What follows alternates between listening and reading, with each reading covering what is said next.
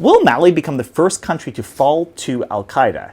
If you're reading Western news, you might think that's going to happen very soon.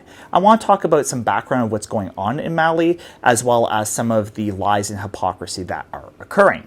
Mali is a member of the Alliance of Sahel States, a group of countries that also includes Niger and Burkina Faso. These three countries have been involved in an anti-imperialist struggle. They've kicked out the Western militaries. They've nationalized, companies and redistributed the wealth, helping to increase the living standard of these very poor people in these countries. Now, Mali, even before it joined the Alliance of Sahel States, has had a Al-Qaeda insurgency that's been going on. A group called the JNIM, they're affiliated with Al-Qaeda, but I'm just going to call them Al-Qaeda for the rest of this video.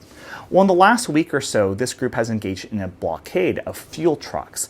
And in doing so, it's been really hard for fuel to get to Mali's capital, which is called, I believe the pronunciation is Bamako.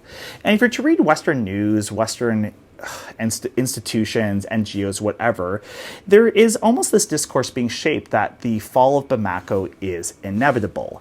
And the reason why I find this really hypocritical is because, Western countries are perfectly happy to intervene, attack, whenever they want. And the fact that there's now an Al-Qaeda insurgency is the one time Western countries are going, oh no, we can't really do anything. Looks like this is inevitable.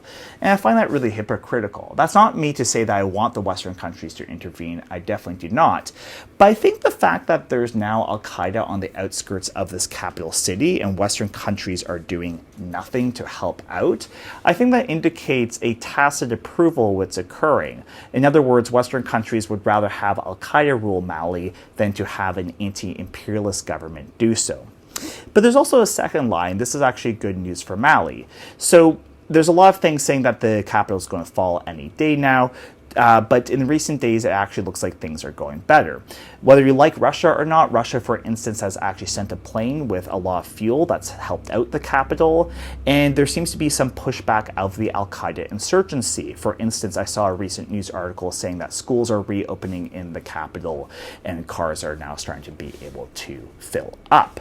So things are pretty critical for Mali, I'm not going to lie, but the fact that Western countries are choosing to do nothing and are promoting this narrative that things are going to fall apart very soon, I think this shows that there is, when push comes to shove, these countries would rather actually support, what